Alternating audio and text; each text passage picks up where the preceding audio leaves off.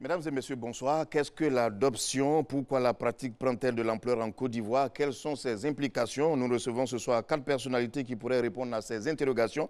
Et ces personnalités, ce sont M.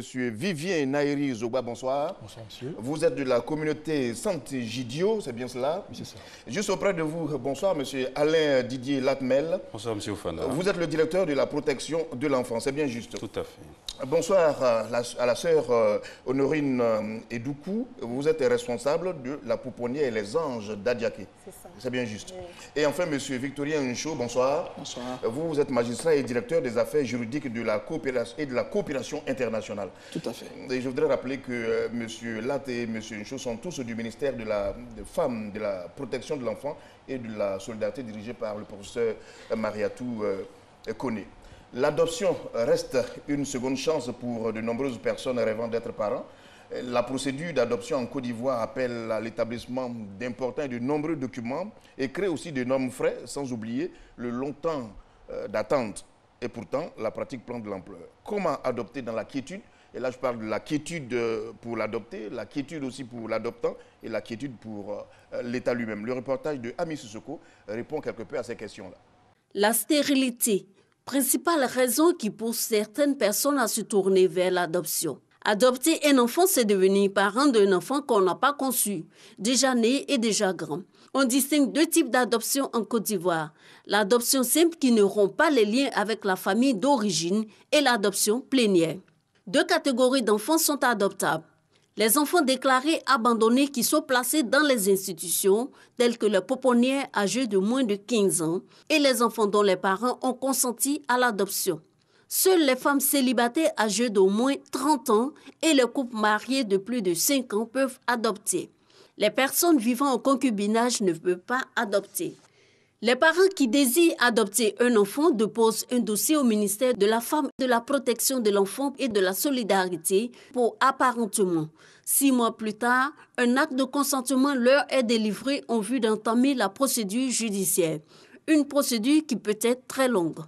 De 2012 à 2017, le ministère de la Femme, de la Protection de l'Enfant et de la Solidarité a apparenté environ 400 enfants abandonnés. En 2016, plus de 200 demandes d'adoption d'enfants ont été enregistrées pour seulement 28 répondant aux critères selon le ministère de tutelle. Pile de documents à déposer, frais importants d'adoption, longues procédures judiciaires conduisent parfois à l'adoption clandestine. Pour rendre l'adoption plus protectrice des droits de l'enfant, le gouvernement a ratifié en 2014 la Convention de La Haye relative à la protection de l'enfant et à la coopération en matière d'adoption internationale. Il a également mis en place un comité interministériel de protection de l'enfant et réformé des lois et réglementations en matière d'enfants. Toutes ces mesures pour mettre la Côte d'Ivoire à l'abri des réseaux clandestins d'adoption d'enfants. L'on a encore en mémoire l'affaire de l'âge de Zoël de 2007. Cette association française tentait d'exfiltrer du Tchad vers la France 103 enfants présentés comme orphelins du Darfour. Je voudrais tout de suite commencer par vous, M. Ncho. Je ne demanderai plus qu'est-ce que c'est que l'adoption. Cela a été clairement dit dans ce document. Et beaucoup d'éléments ont été évoqués, dont le coût, les enfants qu'on peut adopter, ceux qu'on ne peut pas adopter, les personnes qui peuvent adopter et tout. Mais tout de suite, on a entendu qu'il y a adoption simple et adoption plénière. Et quelle est la différence entre les deux, en nous les définissant déjà les deux? La définition, elle est simple. L'adoption simple, c'est une adoption dans laquelle il y a une coexistence entre les 2 filiations, la filiation de la famille biologique et la filiation de la famille qui accueille l'enfant. Donc il y a 2 filiations. Il n'y a pas une rupture totale de celui qui sera adopté avec sa famille d'origine. Il conserve toute cette filiation, mais aussi il acquiert la filiation de la famille qui va l'adopter. Voilà. C'est ce qu'on appelle l'adoption simple. L'adoption plénière, c'est vraiment une rupture totale.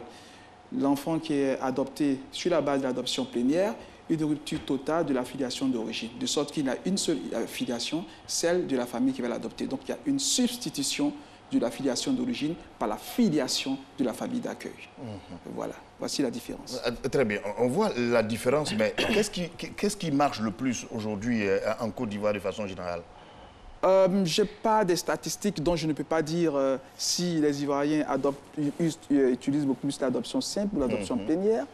Mais en tout état de cause, je pense que Pour ce qui concerne l'adoption internationale, on en parlera sûrement, l'adoption internationale, c'est beaucoup plus l'adoption plénière. Dans tous les cas, on ne peut pas faire d'adoption simple en matière d'adoption internationale. Les dispositions sont claires, puisque en matière d'adoption internationale, on parle d'enfants, alors qu'en matière d'adoption simple, il n'y a pas de conditions d'âge. Donc, je pense que pour tous ceux qui sont en matière d'adoption internationale, c'est beaucoup l'adoption plénière.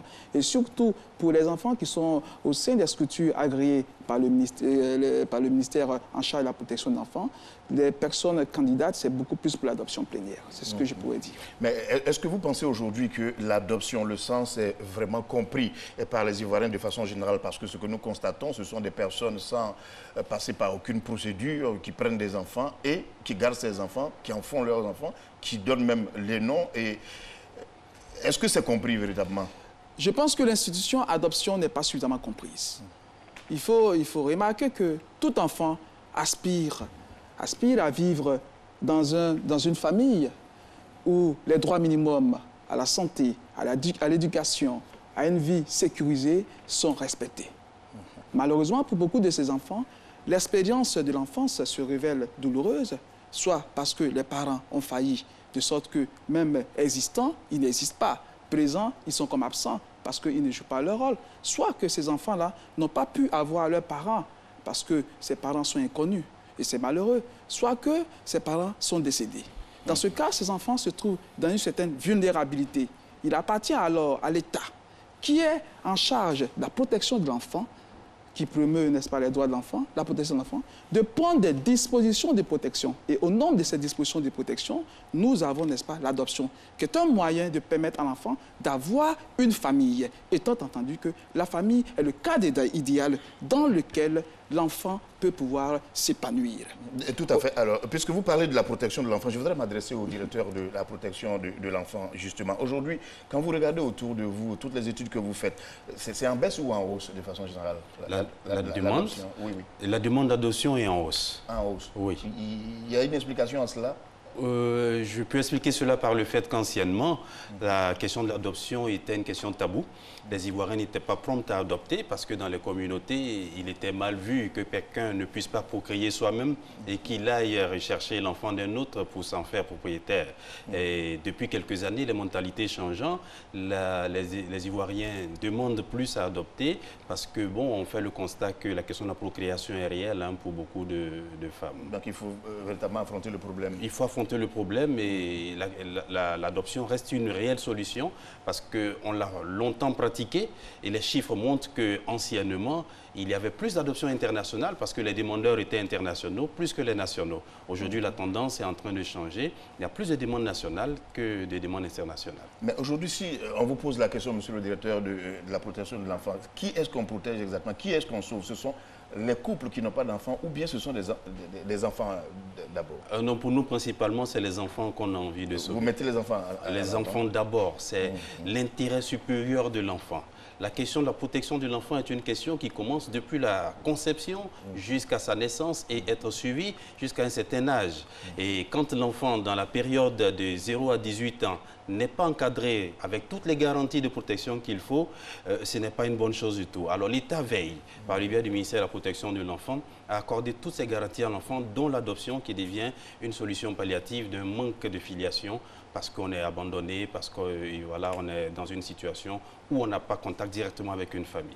Parce qu'on est abandonné, vous avez dit, mais quand vous vous retrouvez en face de parents ou de personnes qui veulent avoir des enfants, qui pleurent, on a des témoignages des personnes avec qui on a échangé, des personnes qui ont dit, nous voulons des enfants, même malades, nous voulons des enfants. Et quand vous vous retrouvez devant cette situation, qu'est-ce que vous faites? Vous accélérez un dossier? Il y a la volonté d'accélérer un dossier parce que nos services sont assaillis au jour le jour par des questions qui touchent aux sentiments. Quand vous avez en face de vous quelqu'un qui pleure parce que voulant forcément procréer, n'arrivant pas à le faire, veut adopter et cette condition reste encore difficile, on veut bien faire mais il faut s'attacher aux procédures. Il faut travailler à garantir la protection de l'enfant mais aussi la sécurité de la famille qui accueille un enfant. Alors là, je voudrais m'adresser à la sœur Honorine Doukou. Vous êtes la responsable de la pouponnière Les Anges d'Adiaké. Comment est-ce que les choses se passent? Comment est-ce que vous recueillez ces enfants-là, les enfants que vous avez sur place? Bon, les enfants que nous avons sur place, nous viennent de la direction de la protection de l'enfant, quand c'est un enfant abandonné, et même quand c'est un enfant à problème, quand j'ai dit un enfant à problème, c'est-à-dire un enfant en difficulté, donc nous viennent de la direction de la protection de l'enfant. Et par aussi les assistants sociaux qui demandent à faire entrer un enfant à la pouponnière pour pouvoir le protéger parce que, bon, quelquefois la maman est malade ou bien elle est en dépression ou bien c'est une folle, l'enfant d'une folle. Et il y a aussi l'hôpital aussi qui nous interpelle parce qu'une femme a accouché, elle a fait éclampsie, cela veut dire qu'une femme au cours de l'accouchement fait une forte tension et les parents doivent s'occuper de cette dame-là. Alors ils demandent à ce que l'enfant entre en institution afin de le protéger. Mais ça doit être complexe, même si c'est passionnant, ça doit être vraiment complexe d'avoir des enfants sans défense, j'ai envie de dire, de tout petits enfants. C'est de quel âge à quel âge? Bon, à la pouponnière, les zones d'Adiaké, nous avons les enfants de 0 à 18 mois. 0 à 18 mois. Des fois, nous allons... Oui. Des fois, nous allons au-delà quand l'enfant a du mal à entrer en famille. Quand les parents n'ont pas encore les possibilités d'accueillir l'enfant, nous mettons une marge jusqu'à 2 ans au maxi pour ceux qui ont les parents. Parce que quelquefois, nous avons les enfants dont la mère est décédée en couche et la plus grande partie sont les étrangers. Il doit aller au pays pour les funérailles et il ne peut pas partir avec un bébé. Ou bien il doit payer le transport d'une tierce personne qui ne peut pas parce qu'il n'a pas de moyens. Alors il sollicite la pouponnière afin d'aller faire les funérailles et revenir. Pour ces enfants-là, nous les gardons jusqu'à 18 mois. Mais les enfants abandonnés, nous les gardons jusqu'à ce que l'enfant trouve une famille et qu'il parte en adoption. Et cela peut durer longtemps? Bon, auparavant, ça prenait du temps, mais maintenant, non, ça ne prend plus du temps parce que la demande est tellement forte qu'à chaque fois, nous sommes aussi accélérés pour dire que, bon, écoutez, nous avons besoin, est-ce que vous avez des enfants à mettre en adoption? Et puis, bon, nous aussi, nous observons un temps. Si c'est un bébé, nous allons jusqu'à 6 mois pour pouvoir mettre l'enfant en adoption. Mais si c'est un enfant à partir de 1 an, de 2 ans, bon, quelquefois, on peut tirer jusqu'à 1 an parce qu'on attend ce que, peut-être s'il n'y a pas de parents qui se présentent, on peut mettre cet enfant en adoption. D'accord. Mais M. Zoba, sans Gidio, comment est-ce que vous réagissez, vous, vis-à-vis de ces enfants-là? Bon. Qu'est-ce que vous faites exactement? Nous, notre travail pour l'adoption est né de ce que nous faisons chaque fois avec les enfants, parce que la communauté Saint-Egidio, c'est une communauté qui travaille dans le social. Bien sûr. Et c'est dans notre rencontre avec ces enfants que l'idée de faire l'adoption est née. Nous faisons l'adoption internationale. C'est-à-dire que nous sommes un OA, c'est-à-dire un organisme agréé pour l'adoption en Côte d'Ivoire. Et donc, quand les familles italiennes demandent, nous sollicitent. Et nous... Seulement à l'international? Oui, seulement à l'international. Puisque la Côte d'Ivoire, c'est maintenant que la Côte d'Ivoire a ratifié la Convention de la Haye. Donc, c'est maintenant qu'il va y avoir des OA ivoiriens. Sinon, il n'y a pas de OA ivoirien. C'est des OA étrangers qui travaillent dans le processus de la Convention de la Haye pour faciliter l'adoption, pour limiter les traites des enfants, les trafics, tout ça. Est-ce que vous aussi, vous êtes assaillis comme les anges d'Adiaké? Bon, nous n'avons pas d'enfants avec nous. Moi, je suis le référent pour la communauté ici en Côte d'Ivoire, donc je reçois les dossiers et les demandes des familles italiennes qui veulent adopter des enfants en Côte d'Ivoire et je fais suivre la procédure normale avec la DPE et au niveau du tribunal aussi. Alors, M. Nchou, pour revenir à vous, quelle est aujourd'hui de façon nette la procédure en Côte d'Ivoire pour adopter? Pour adopter la procédure, d'abord, il y a des conditions qu'il faut respecter. Justement, quelles sont ces conditions-là pour voir quelqu'un, M. X, dit j'ai envie d'adopter, qu'est-ce que je fais depuis le premier jour jusqu'à ce qu'il ait vraiment cet enfant-là? Alors, pour les conditions, il y a d'abord les conditions tenant à l'âge, il faut avoir 30 ans. Il faut avoir 30 ans pour pouvoir adopter. Il faut avoir 30 ans. Et quand c'est un couple, je veux dire un couple de personnes qui sont mariées et qui font une demande, elles font une demande conjointe, dans ce cas, la condition d'âge qui est de 30 ans ne s'applique qu'à un seul des conjoints, à la condition qui justifie d'avoir vécu 5 ans de mariage. 5 ans de mariage, 5 ans de mariage au moins. Il peut arriver que ce ne soit pas une demande conjointe, mais que c'est un seul conjoint qui fait la demande. Dans ce cas, il fait la demande, mais il faudrait qu'il ait l'autorisation de l'autre conjoint, à moins que ce conjoint-là soit dans l'impossibilité de manifester sa volonté, soit décédé, etc., etc. Et qui justifie aussi qu'il y ait 5 ans, n'est-ce pas, de vie de mariage avec ce dernier. Alors, il peut, comment dirais-je, maintenant, il faudrait qu'il y ait au moins entre l'adopté et puis l'adoptant, comment dirais-je, un écart d'âge de 15 ans. mais cet écart d'âge de 15 ans peut être amené à 10 ans s'il s'agit, par exemple, d'adopter l'enfant du conjoint. Par exemple, je prends un couple, donc un couple reconstitué, madame est venue avec un enfant, et moi, moi j'épouse, par exemple, cette dame, je peux décider d'adopter cet enfant. Dans ce cas, l'écart d'âge, c'est 10 ans. En tout état de cause, le juge peut décider, pour des raisons de juste motif, ramener, n'est-ce pas, l'âge à 10 ans. Alors, qui peut être adopté? Parce que ça, qui peut être adopté? Alors, il faut faire la distinction entre adoption simple et adoption plénière. En ce qui concerne l'adoption simple, peu importe l'âge, il peut être adopté. Alors, ça voudrait dire ici, on se pose la question si en matière d'adoption simple, un adulte peut être adopté. Oui, la réponse, c'est quoi? La réponse, mais telle que je regarde, n'est-ce pas, les textes, puisqu'il n'y a pas de conditions d'âge, je peux dire qu'un adulte peut être adopté en matière d'adoption simple. Voilà. L'adoption plénière, il faut avoir 15 ans. Il faut avoir au moins 15 ans. 15 ans pour pouvoir adopter. 15 ans pour adopter. Mais il y a un cas exceptionnel, c'est le cas, par exemple, de l'enfant qui a été accueilli, par exemple, dans une famille avant qu'il n'ait cet âge, et qu'au moment, n'est-ce pas, cette famille ne remplissait pas les conditions pour pouvoir adopter. D'accord. Dans ce cas, n'est-ce pas, on permet à cette famille de pouvoir adopter cet enfant durant toute sa minorité. Pour être plus schématique, c'est le cas, par exemple, de quelqu'un, par exemple, qui a 27 ans. Donc, l'adoptant qui a 27 ans et qui reçoit en son temps un enfant qui a 14 ans. Vous voyez, un enfant qui a 14 ans. Et 3 ans après, le monsieur a 30 ans. Donc, l'enfant a 17 ans, il a plus de 15 ans. Normalement, il ne peut pas adopter puisqu'on dit qu'il faut avoir moins de 15 ans. Mais pour ce cas exceptionnel, puisque l'enfant est resté avec lui avant qu'il n'ait 15 ans et pendant plus de 3 ans, on lui permet de pouvoir faire l'adoption plénière durant toute la période de la minorité de l'enfant. Et puis, si, par exemple, pendant l'âge de 15 ans, l'enfant, n'est-ce pas, a été adopté, a eu une adoption simple. Parce qu'on peut passer de l'adoption simple à l'adoption plénière. D'accord. D'accord. Est-ce que vous voyez? D'accord. Maintenant, la procédure, deux types de procédures en tant que telles. Il y a la procédure administrative, que beaucoup ne connaissent pas, mais elle concerne les enfants qui sont dans la structure agréée par le ministère en charge de la famille. Je pense que le DPE va mieux l'expliquer.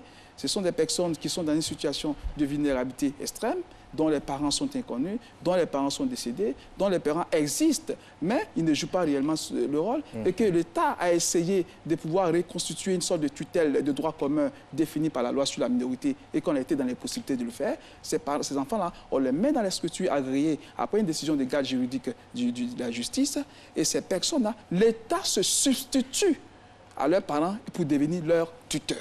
D'accord. En ce cas, pour ces enfants-là, la procédure est totalement différente. Si vous voulez adopter ces enfants-là, il faut saisir par voie de requête le ministère en charge de la femme.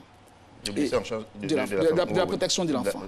D'accord. Voilà. Pour les autres cas, par exemple, où peut-être vous voyez un enfant dans une famille ou dans telle ou telle famille, vous saisissez directement le juge du lieu, le tribunal du lieu de l'adoptant.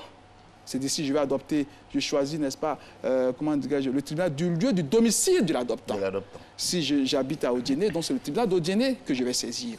D'accord. Si mon domicile est à l'étranger, alors c'est le lieu du domicile de celui que je veux adopter. Très bien, on va parler de l'étranger par la suite. Monsieur Lante, est-ce que vous avez des éléments pour compléter les conditions d'adoption? Les conditions d'adoption sont établies par la loi, c'est ce que le procureur a établi. Je voudrais rapidement toucher à la question de la procédure. La procédure pour adopter, vu que l'adoption est un acte de justice, c'est lorsque un juge prononce l'adoption qu'on parle d'adoption.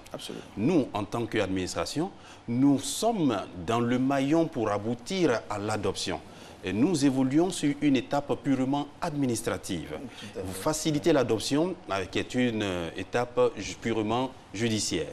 Alors, ce qui nous revient, c'est de recueillir des enfants. Lorsque nous recueillons des enfants dans nos structures agréées, comme il a indiqué, nous pouvons, lorsque nous n'avons pas de place dans nos structures publiques, solliciter les structures privées, que sont par exemple les anges d'Adiaké, et la personne qui veut adopter dans ce cadre-là va nous contacter par requête en saisissant Madame la ministre.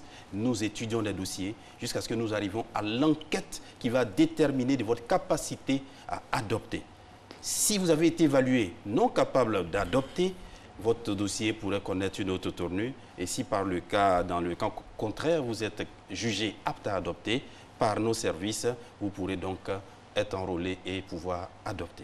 Voici. Vous vous êtes retrouvé, cher Edoukou, vous vous êtes retrouvé dans une situation où vous ramenez un enfant pour dire qu'il est inadoptable, entre guillemets? Oui, nous nous sommes retrouvés dans une situation parce parce que c'est possible. Oui, c'est possible. Quelquefois, les documents ne correspondent pas. Quand je dis cela ne correspond pas, ça veut dire que les documents ne prouvent pas que l'enfant peut être mis en adoption. Alors, nous renvoie l'enfant, nous dit non, les dossiers ont été rejetés. Et c'est à nous encore de refaire encore les enquêtes pour revoir. Je prends un exemple, nous avons un enfant dont la mère est folle. Et elle a mis l'enfant au monde, nous avons emmené l'enfant tout bébé à la pouponnière d'Adiaki. Bon, pour nous, les premiers moments, nous avons mis l'enfant en adoption parce que la mère est folle. Alors on nous a dit non, il faut un PV qui dit que l'enfant, effectivement, la maman est folle et un médecin qui va déterminer les capacités de cette dame-là à garder son enfant. Or, nous, on n'avait pas tous ces documents-là. Donc l'enfant a été, le dossier plutôt a été rejeté. Donc maintenant, il nous faut répartir à la base pour constituer tous les dossiers afin de pouvoir mettre l'enfant en adoption. Vous aussi, Santi, vous êtes retrouvé dans une telle situation? Oui, naturellement. Même à l'international, oui. Oui, parce que en relation internationale, il faut que l'adoption suive les lois du pays d'origine, mais aussi du pays d'accueil. Donc, si la procédure ne respecte pas ces deux, les familles refusent, ou bien souvent, pendant qu'ils attendent d'avoir un enfant, en Italie là-bas, on leur propose déjà un enfant, la garde d'un enfant. Ils disent non, qu'on a déjà eu la garde d'un enfant, donc on refuse d'adopter cet enfant-ci. D'accord, je comprends toutes ces explications, mais ça, c'est la question que je pose s'adresse à tout le monde à la fois. La lenteur, la lourdeur administrative, est-ce que cela n'entraîne pas aujourd'hui les gens à aller vers, j'ai envie de dire, l'adoption illicite? Je voudrais commencer par vous, M. Latte. Sur le terrain de la pratique de tous les jours, est-ce que vous n'avez pas constaté cela? Que parce que trop de papier, trop d'argent à payer, c'est compliqué? Monsieur Oufana, je vais vous mettre à l'aise. On entend beaucoup de choses sur la lourdeur administrative. La vérité, c'est quoi? Oui, je vous dis la vérité. La lourdeur administrative, il n'y a pas de lourdeur dans l'administration, sauf s'il y a négligence. Dans notre cas, Sœur Honorine l'a dit tout à l'heure, depuis un moment, les choses vont vite. Et c'est vrai. Mais, parce que nous ne sommes pas négligents, nous voulons respecter les procédures. Et comme nous disons, nous protégeons des enfants et nous protégeons à la fois des familles. Nous avons des cas où des enfants sont entrés dans des familles et nous sont revenus. Nous n'avons pas suffisamment protégé ces enfants-là. Je vous donne un cas tout simple. Un monsieur qui accepte avec sa femme d'adopter un enfant. Sa femme décède quelques années plus tard, il met l'enfant à la rue. L'enfant marche entre deux localités et nous le recueillons à nouveau pour le mettre en institution. Vous voyez comment c'est difficile? Alors, si nous n'avons pas pris le temps d'évaluer la capacité des personnes à adopter, nous ne pouvons pas immédiatement mettre des enfants dans des familles. Ce que nous recherchons, ce n'est pas remplir des familles d'enfants, mais c'est de mettre des enfants dans des familles, mais qu'ils soient bien protégés. C'est ce que nous faisons. Des personnes peuvent trouver cela long, mais c'est véritablement pas long. Si je reçois votre requête aujourd'hui et que les dossiers sont très bien constitués, dans la semaine qui suit, vous avez un travailleur social dans votre maison pour vous évaluer. Et l'évaluation peut durer à 2, 3, 4 semaines, peut-être même un mois, quand il y a des choses qu'on veut bien comprendre. Et c'est après cela que votre dossier est enrôlé et proposé. Mais il est proposé à qui? À une commission, dite commission de placement en vue d'une adoption. Cette commission siège une fois par trimestre. Une fois par trimestre. Une fois par trimestre.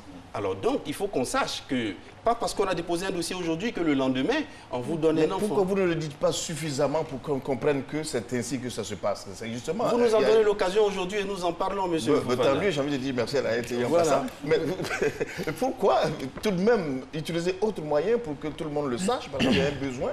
Et ce qui va nous permettre d'ailleurs de regarder ce tableau qu'on va commenter ensemble. On a des chiffres, on a l'impression que les choses de 2010 jusqu'à 2017, regardez au plan national comme au plan international, regardez l'évolution.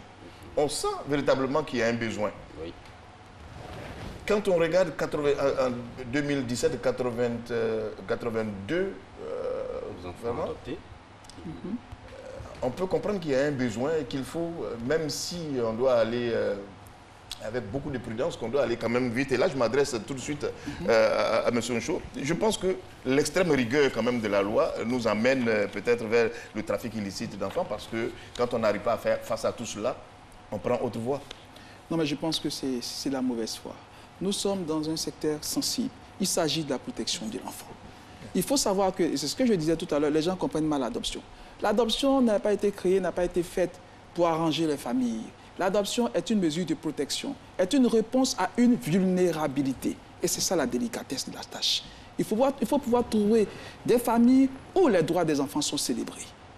Mais tout en essayant, n'est-ce pas, de préserver les droits de ces familles. C'est ça la tâche en fait. Donc toutes les mesures qui sont prises, toutes ces précautions, c'est de faire de telle sorte que lorsque l'adoption est prononcée, cet enfant-là, il puisse avoir ses droits, être épanoui. Il puisse grandir dans un milieu où les valeurs que je viens de citer, le droit à l'éducation, le droit à la santé sont respectés, de sorte qu'il puisse grandir et devenir quelqu'un de majeur pour pouvoir contribuer au développement de ce pays. C'est ça le rôle. Donc ça met du temps, on prend du temps. Par exemple, au niveau des structures, les structures des enfants qui sont au sein des structures agréées par le ministère des choses, mais toutes ces mesures qui sont faites, c'est de s'assurer que ces personnes-là, véritablement, pourront permettre à ces enfants-là d'être épanouis. Donc, c'est ça, en fait. Bon, certains sont pressés et disent non. Et là, il y a plein de choses qui se passent. Lorsque, n'est-ce pas, la commission des placements se réunit, on vous donne un enfant.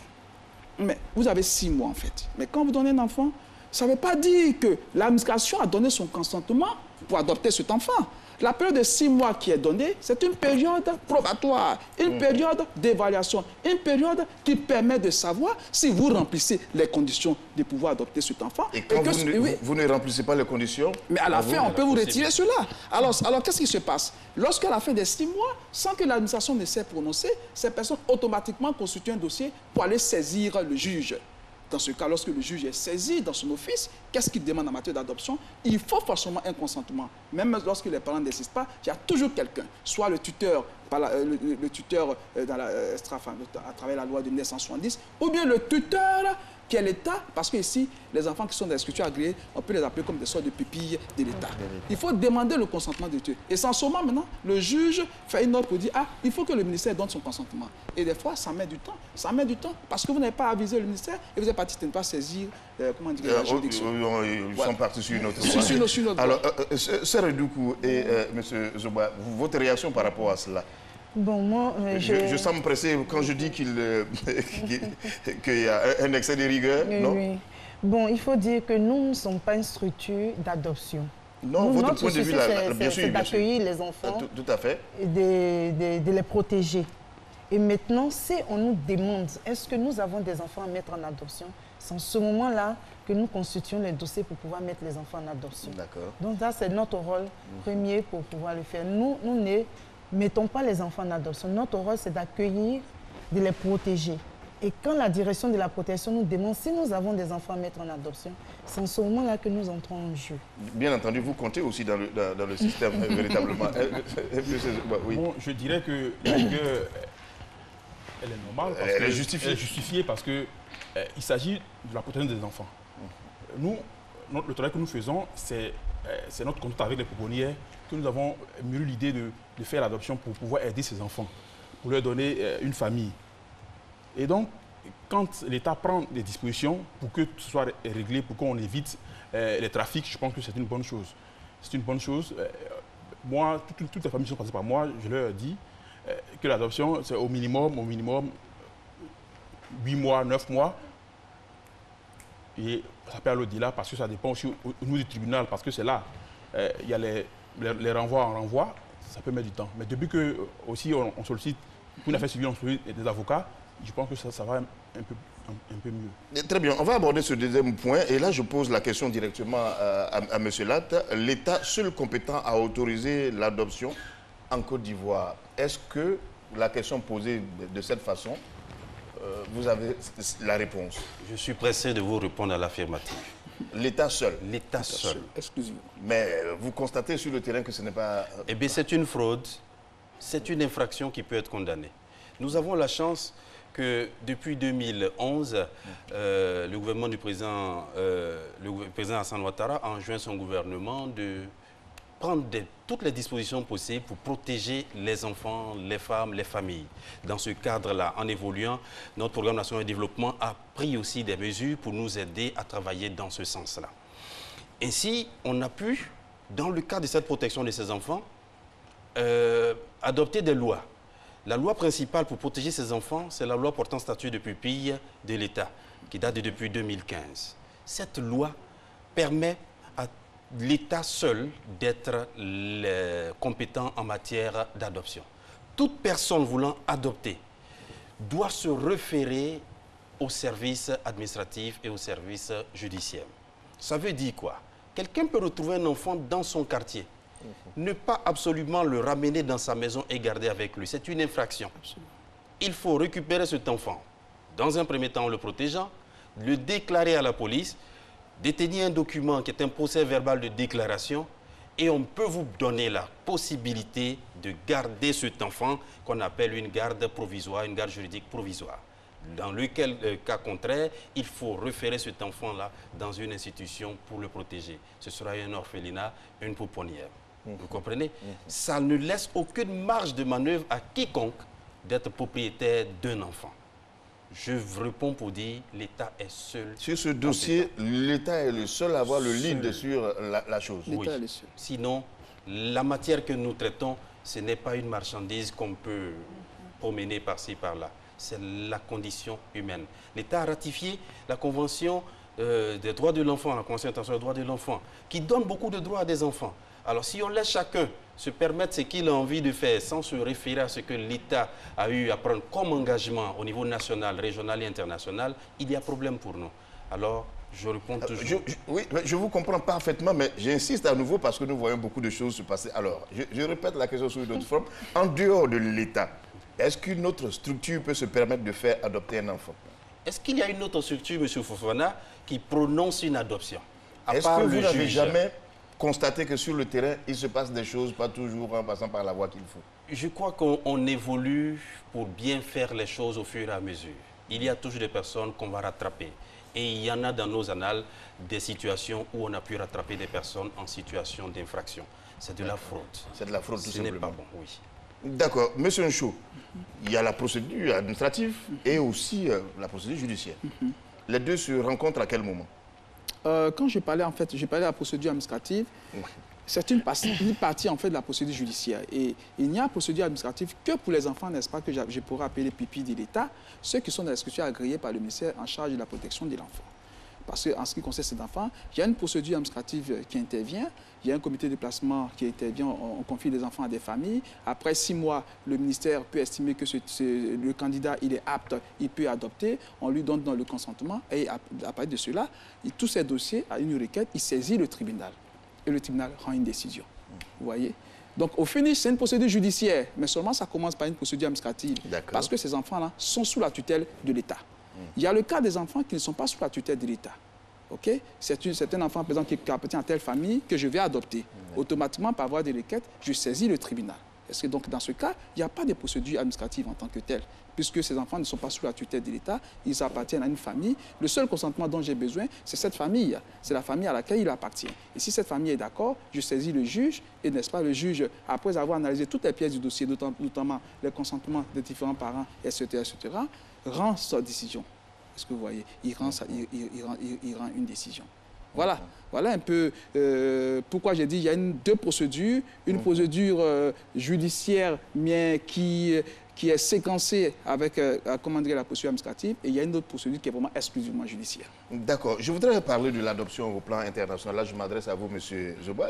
Nous avons fait aussi ce constat, en nous informant quelque peu.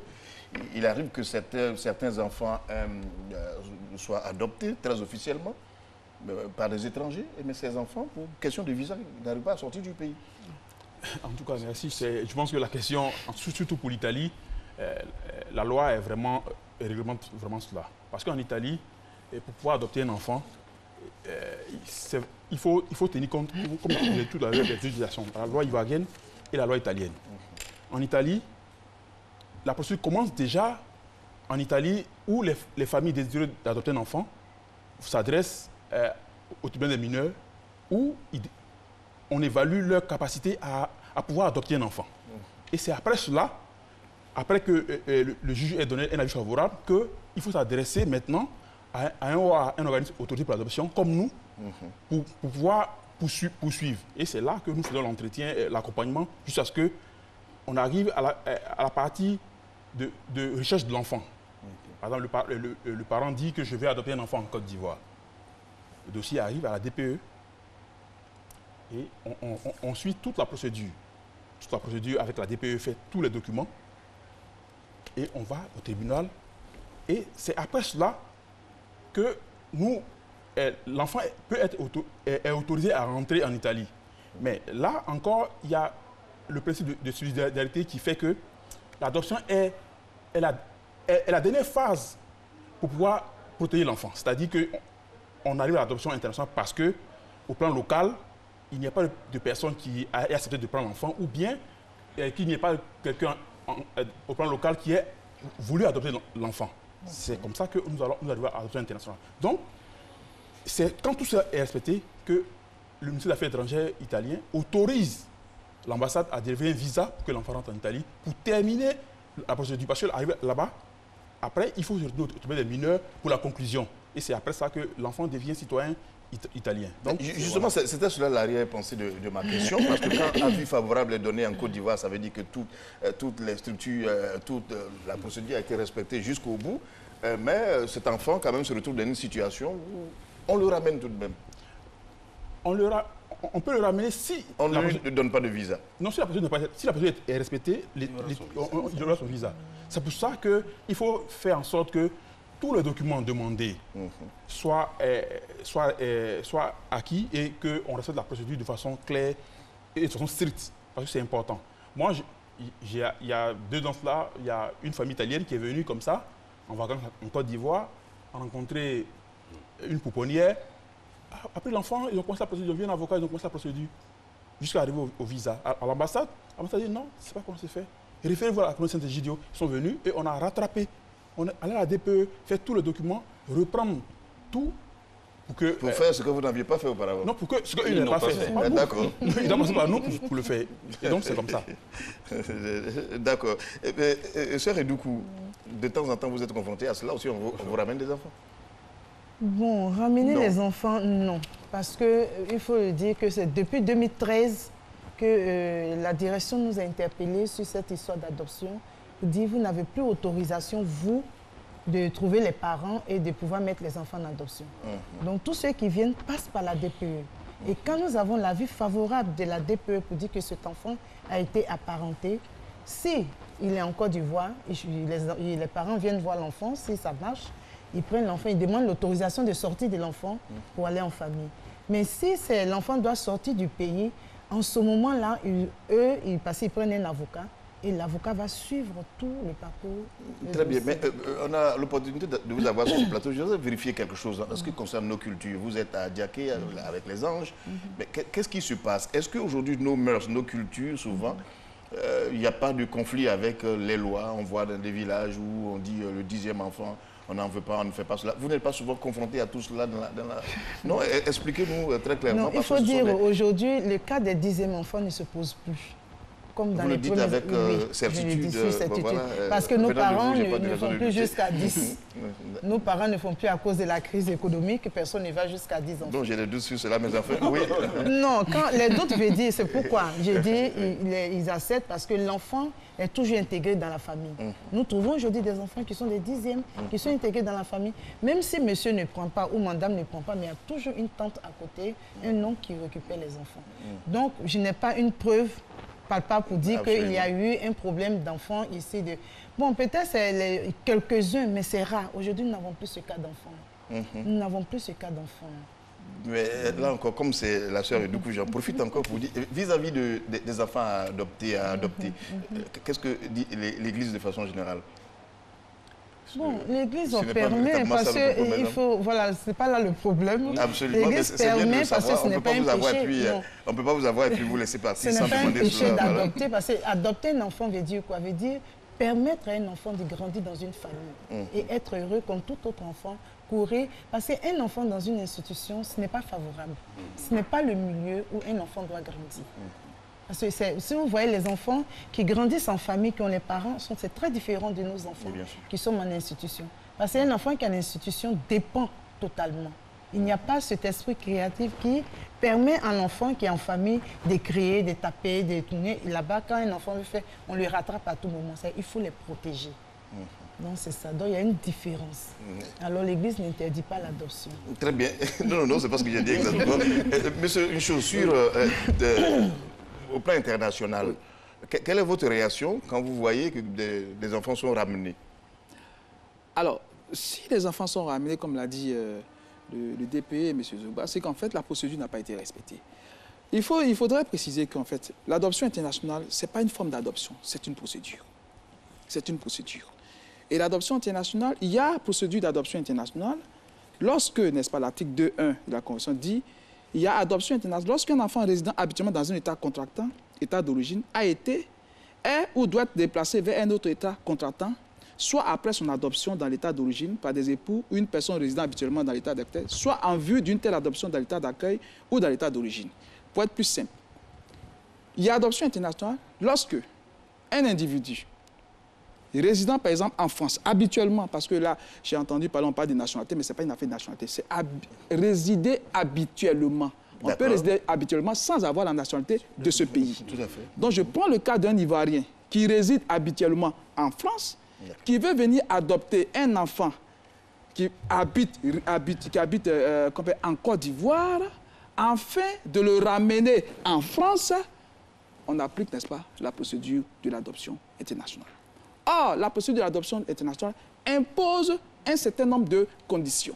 D'abord, un individu ne peut pas saisir seul, n'est-ce pas, les structures en charge de l'adoption internationale. Il faut passer, n'est-ce pas, soit par l'autorité centrale du pays ou bien par les organismes agréés pour l'adoption, tels que les OA qui sont là. Et ce sont eux qui font toute la procédure. Est-ce que vous voyez? Ici, qu'est-ce qu'on constate?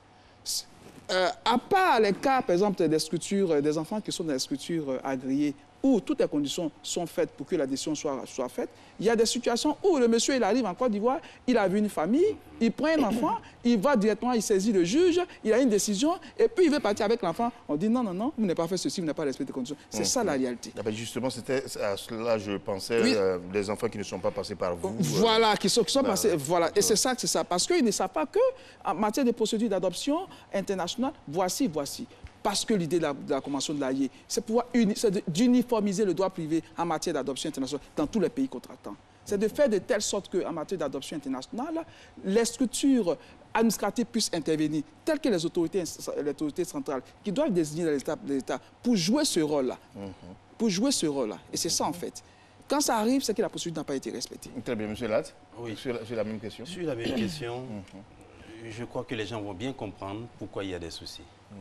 Et cela nous aide, avec l'occasion que vous nous donnez, pour les démarches antérieures que nous avons déjà menées. Nous avons montré une procédure en réalité, mais avec deux voies.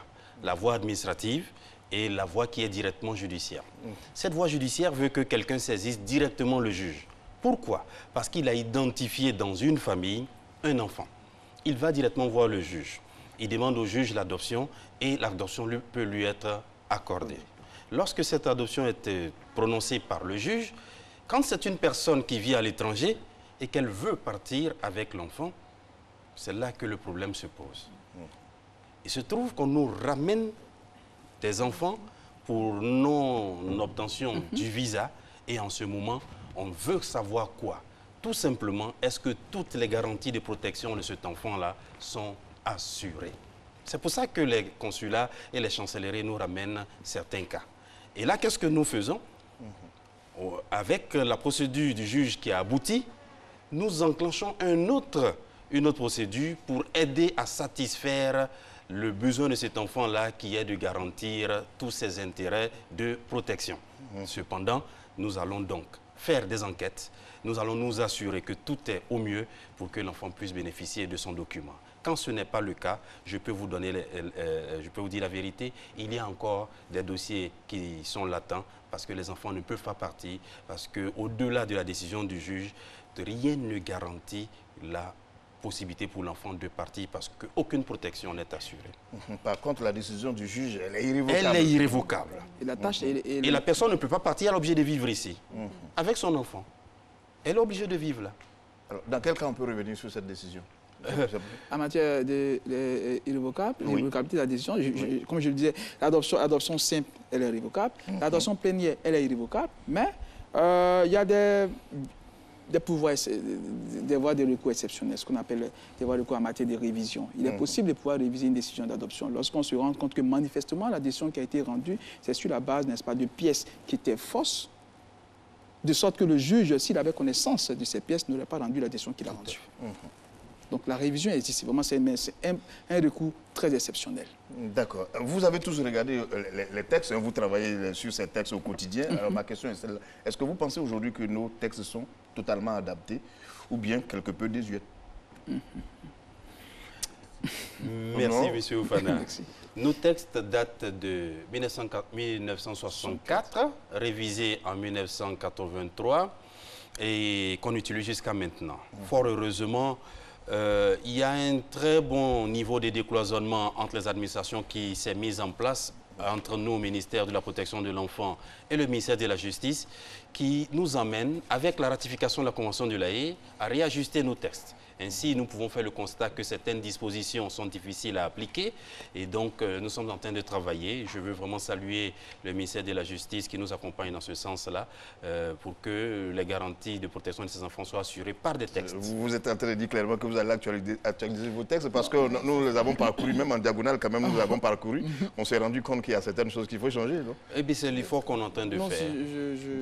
Je pense que c'est vrai. Vous savez que le texte a été pris en 1964, c'était modifié en 1983. Entre-temps, la Convention de l'Haye intervient en 1993, la CDE intervient en 1989, et il y a forcément, l'État a ratifié ces textes, il y a forcément nécessité de pouvoir arrimer nos dispositions domestiques à ces textes-là. Et il y a un effort qui est en train d'être fait. Au niveau du ministère de la Justice, il y a un effort qui est en train d'être fait. Et je pense que sous peu, en ce qui concerne la loi sur l'adoption, sous peu, on aura dans cette loi-là un chapitre adoption internationale. Et une autorité centrale sera désignée. Donc, très bien. En tout cas, nous, si on aura les yeux sur ces textes-là pour voir comment vous allez les dépoussiérer, en tout cas, ce sont vraiment les dernières minutes. Et pour conclure, une minute pour chacun d'entre vous. Je commence par la sœur Honorine Edoukou. Quel message vous pouvez lancer tout de suite pour terminer cette émission? Bon, moi, le message que je peux lancer au niveau de ceux qui veulent adopter les enfants, c'est mieux de suivre la procédure. Parce que nous, à la pouponnière, je peux dire qu'on est accéléré parce qu'à chaque fois, une semaine ne peut pas finir sans que quelqu'un nous appelle pour les adoptions. Donc aujourd'hui, sur ce plateau, bon, Dieu merci que la ETI a pu organiser ce débat.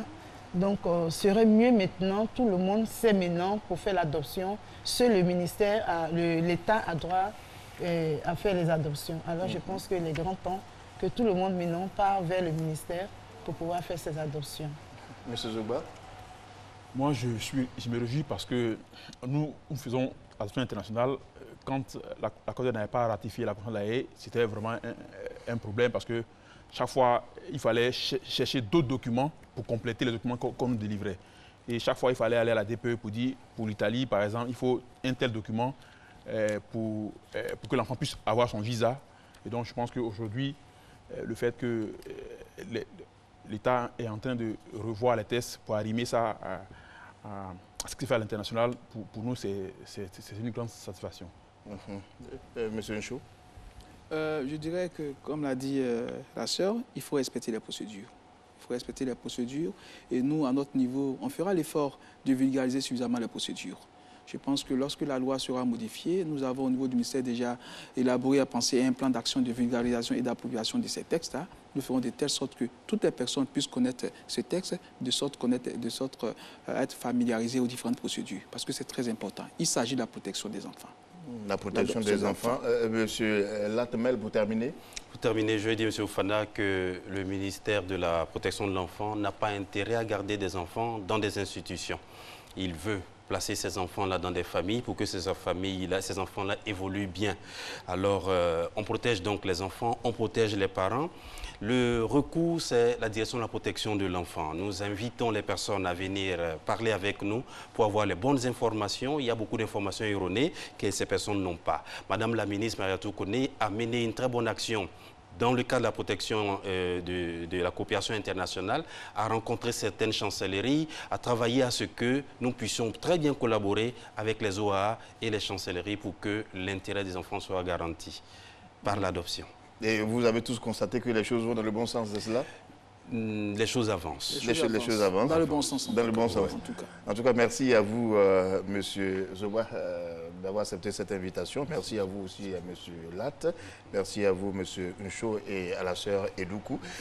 Merci de nous avoir véritablement instruits sur cette problématique qui nous intéresse tous. C'est désormais clair pour nous. L'État est le seul habilité à faire adopter un enfant. Toute autre voie, vous êtes déconseillé. Là, je m'adresse aux téléspectateurs. Merci de ne pas courir le risque ailleurs. C'est terminé pour ce soir. C'était le débat, le 64e numéro. Vous êtes sur RTI 1.